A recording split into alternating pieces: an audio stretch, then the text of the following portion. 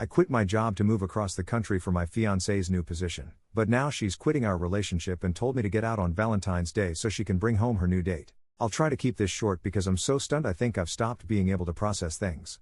I, 26M, have been with my fiancé, 25F, for 4 years. We've been engaged since last year and actively planning the wedding. Last month, we moved to a new city across the country because my fiancé got an amazing job offer. I wasn't happy about it since I had to quit my job, and all our family and friends were in the city we left. I was kind of a jerk during the moving process, but I've come around since getting here. My fiancé kept talking about this guy, late 20s maybe, she worked with at her new job, and it made me uneasy. I went to a few after-work events where he showed up, and he seemed like a total jerk. Very full of himself artistic type.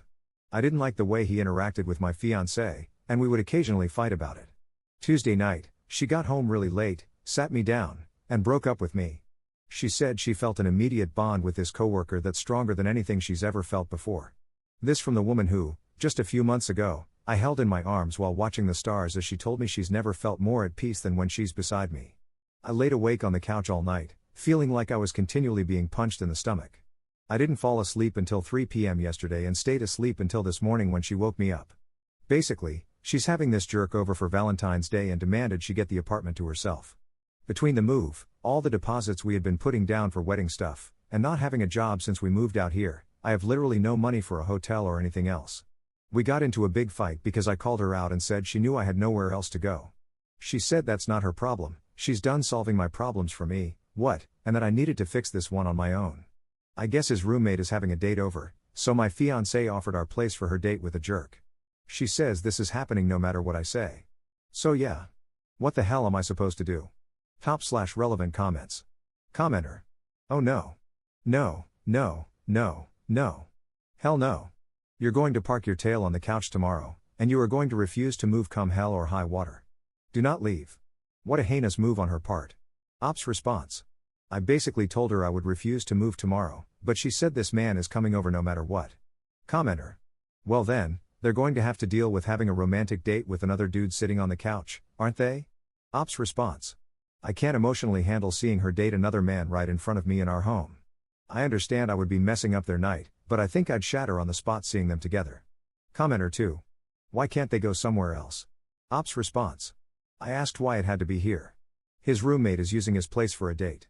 I asked why it couldn't be at a restaurant or a hotel or anywhere else, and then all she could do was talk about the ways I failed her in our relationship and that this time she wasn't going to fix things for me. Commenter 3. She is doing this intentionally. She has something to prove, to herself, to you, to the other guy, not sure, but it's about more than this date.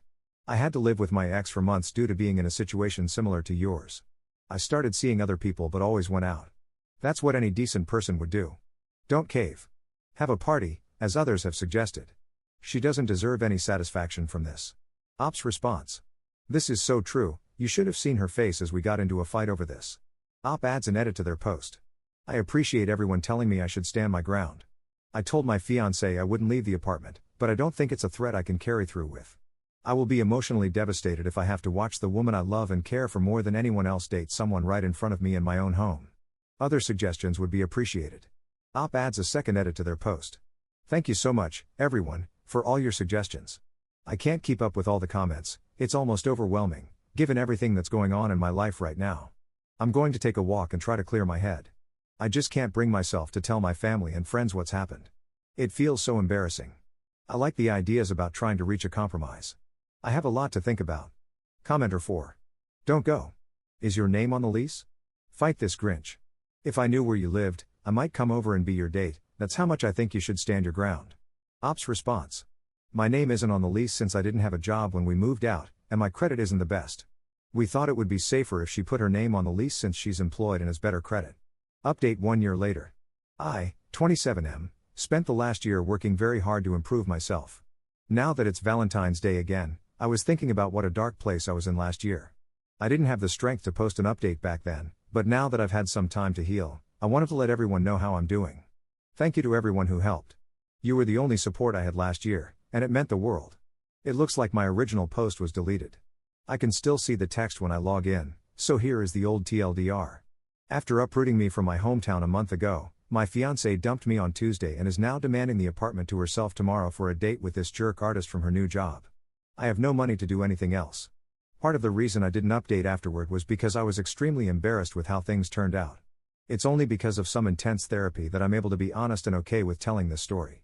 Basically, I decided to make one last big attempt at winning her, 26F, back. Right after we got engaged, my ex had a close relative succumb to a long-time illness. This relative was very happy that she lived long enough to see us get engaged. When my ex was a child, this relative had given my ex a charm that she wore all the time. A few months after the relative died, my ex lost the charm, and it was like the relative died a second time. As we packed up the apartment to move to the new city, I found the charm. Rather than give it back immediately, I decided that I would keep it in a safe place and surprise my ex with it at our wedding. I thought it would be a meaningful way to include this relative in a moment where she would be deeply missed. Somehow, I got it in my head that if I showed her the charm on Valentine's Day, she'd remember everything that we shared and that I could cut through whatever fog she was caught up in. I was under the impression that my ex would come home after work by herself to get the place ready for her date. I was planning to use this alone time to give her the charm and either win her back or lose decisively and leave before her date showed up. But instead, she showed up with the jerk from her job. That threw me for a loop big time, and it was incredibly awkward. He was patronizing. She became livid that I stole her charm. I struggled to articulate myself. It was the most embarrassed I've ever been. I got out of there and literally walked around all night until it got so cold I couldn't stand it anymore. I went back to the apartment building around 4 a.m., and in what was a personal low point, fell asleep in the hallway outside our apartment. But that was the low point. There have been high points since then. I was able to move back to my hometown, and my old employer gave me my old job back. I even met someone else, and we dated for a while. We just broke up, though. It sucks to be alone again on Valentine's Day, but I've learned it's okay to be sad every once in a while. And compared to last year, this year is practically a celebration. Therapy gave me a wonderful perspective on life and some great coping skills for when times get difficult. As for my ex, I heard she married the jerk guy from work. Her sister would text me occasionally, and apparently her family hates the guy. Whatever, it's not my problem anymore. Lastly, I want to thank everyone on Reddit, sincerely. People offered to buy me a ticket home. Other people offered to hang out with me if we happened to be in the same city. Some people even offered just to Skype with me so I could have someone to talk to. Even though I didn't respond, your messages meant so much to me. Thank you. Top/relevant comments. Commenter. I have to say, you shouldn't have kept the charm. You really thought waiting until your wedding day was a good idea? You shouldn't have kept it so long. But everything else, hey, I'm glad it's working out for you. Commenter 2. I'm gonna sound a bit cold here, but I'm sincerely hoping that in that year you grew a spine. She breaks up with you, then tells you that you can't be in your own place so she can bring this guy back to screw in your house. And you agreed to this? The proper course of action would have been to stay right where you were, eating Cheetos in your boxers, unshaven and with your hair askew when they arrived. Make her shell out the cash for a motel if she wants to branch swing onto some other guy's Johnson while you two live together. Commenter 3. Mate, to hell with that dog and the flog she married, you're doing better than that. And using Valentine's Day as some kind of milestone is totally insignificant to how you should feel. You don't need Hallmark to tell you how you should feel. Keep on keeping on, mate.